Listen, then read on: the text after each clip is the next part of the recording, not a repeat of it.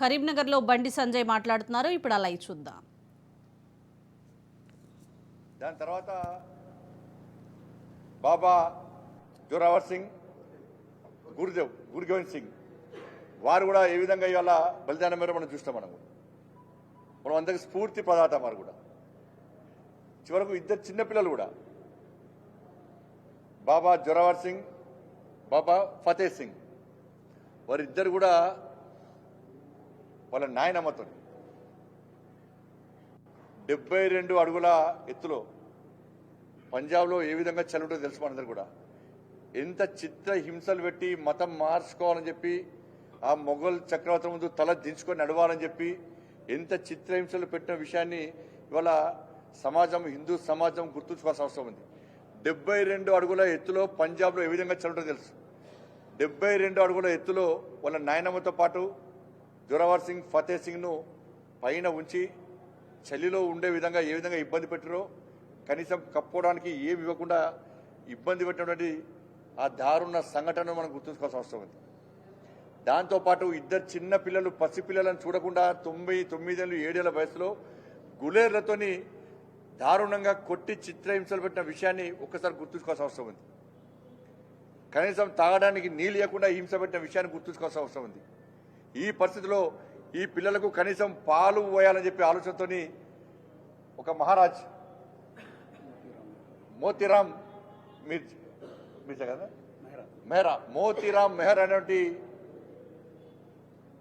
ఒక వ్యక్తి బంగారాన్ని అమ్మి వాళ్ళ పాలు తీసుకొచ్చి వాళ్ళకు పాలు పోసిన సందర్భంలో వాళ్ళ కొడుకును కూడా తీసుకొచ్చి వాళ్ళ చెరుకు రసాన్ని ఏ విధంగా మనం పిండి చేస్తామో అట్లా వాళ్ళ కుమారుని పసిపిల్లని తీసుకొచ్చి ఏ విధంగా ఆ మిషన్ కింద పెట్టి ఏ విధంగా చిత్రహింసలు పెట్టి హతమార్చిర్రో అది దారుణమైన సంఘటన. ఇట్లా ఇద్దరు పిల్లలను సజీవ సమాధి చేసి ఇవాళ చిత్రహింసలకు గురి చేసి వాళ్ళు దేనికోసం? కేవలం ధర్మరక్షణ కోసం, ఈ సనాతన ధర్మాన్ని కాపాడడం కోసం. చిన్న పిల్లలు కూడా ధైర్యంతో ఏ విధంగా బలిదానం అయిపోయారో మనం గుర్తుంచుకోవాల్సిన అవసరం ఉంది. ఇది వాళ్ళ కోసమో వాళ్ళ కుటుంబం కోసమో బలిదానం అనేటువంటి విషయం కాదు. ఇది సనాతన ధర్మాన్ని, ధర్మ రక్షణ కోసం ఇలా బలిదానమైన విషయాన్ని. ఇలా గురు గోవింద్ సింగ్ తెలుసు మనందరూ కూడా. ఇలా ఖాల్సా పేరుతోని ఒక సైన్యాన్ని ఏర్పాటు చేసుకొని ధర్మ రక్షణ కోసం వాళ్ళు ఏ విధంగా యుద్ధం చేసిండో, ఏ విధంగా కాపాడే ప్రయత్నం చేసిండో మనం ఆ చరిత్రను తెలుసుకోవాల్సిన అవసరం ఉంది. ఇది చరిత్ర, ఇది సమాజానికి చూపేటువంటి చరిత్ర. సమాజంలో చైతన్యం తీసుకొచ్చి ఒక స్ఫూర్తి నింపే చరిత్ర ఇది. దీని గురించి మనం తెలుసుకోవాలి.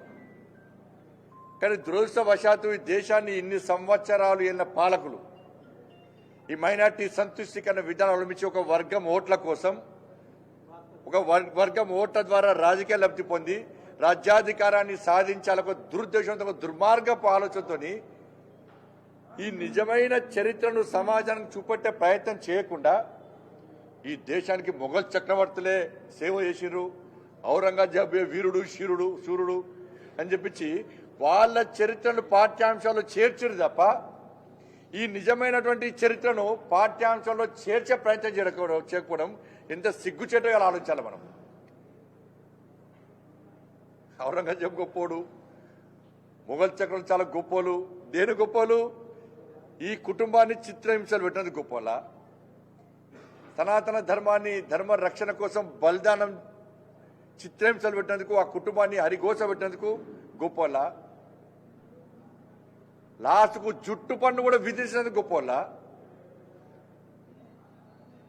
చివరకు వీళ్ళని సమాధి చేసేటువంటి సందర్భంలో ఆ స్థలాన్ని కొనుక్కోవడానికి ఒక పెద్ద మనిషి వచ్చి, ఒక జైన్ మహారాజు వచ్చి, టోడర్ మహారాజు వచ్చి, మాకు కనీసం వీళ్ళని సమాధి చేయడానికి మాకు స్థలం ఇవ్వండి అని చెప్తే, మీరు బంగారు నాణ్యాలు ఎంత స్థలంలో పేరుస్తారో ఆ స్థలాన్ని మాత్రమే ఇస్తా అని చెప్పి మొఘల్ చక్రవర్తి చెప్పిన సందర్భంలో చివరకు బిల్లను ఈ విధంగా పేర్చాం. ఇట్లా పేర్చడం కాదు, బిల్లను ఈ విధంగా పేర్చాలని చెప్పి, నిలువులో పేర్చాలని చెప్పి అట్లా కూడా ఇబ్బంది పెట్టి ఇవాళ స్థలాన్ని కొనుక్కునే పరిస్థితి వచ్చిందంటే ఒకసారి ఆలోచించండి. ఇవాళ దీనికి కాంగ్రెస్ పార్టీ సమాధానం చెప్పాలి, పొలిటికల్ లీడర్స్ పొలిటికల్ పార్టీ సమాధానం చెప్పాలి. ఇన్ని రోజులు ఈ చరిత్రను తిరమరి చేసినట్టు మీరు తల దించుకోవాల్సిన పరిస్థితి ఇవాళ. ఇది చరిత్ర. ఇటువంటి విషయాలను పాఠ్యాంశాలు చేర్చాలి, విద్యార్థుల ఒక స్ఫూర్తి నింపాలి, విద్యార్థుల ఒక మంచి ఆలోచన కల్పించే విధంగా ఉండాలి తప్ప మొఘల్ చక్రవర్తుల ఔరంగజేబు చరిత్రను పెడితే దేనికి ఉపయోగమో ఒకసారి ఆలోచించాలి. అందుకే నరేంద్ర మోడీ గారు ఈ చరిత్రను తెరమరుగేయద్దు. ఇప్పటికే చరిత్రను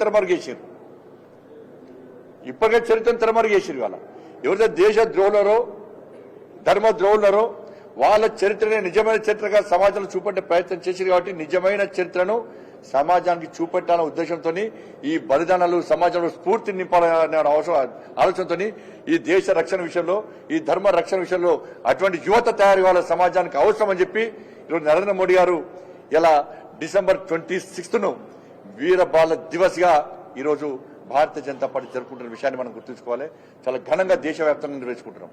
చాలా తృప్తి వస్తుంది, మాకు కూడా జోష్ వస్తుంది, మాలో పడ భారతీయ జనతా పార్టీ కార్యకర్తలు ఉత్సాహం వస్తున్నది.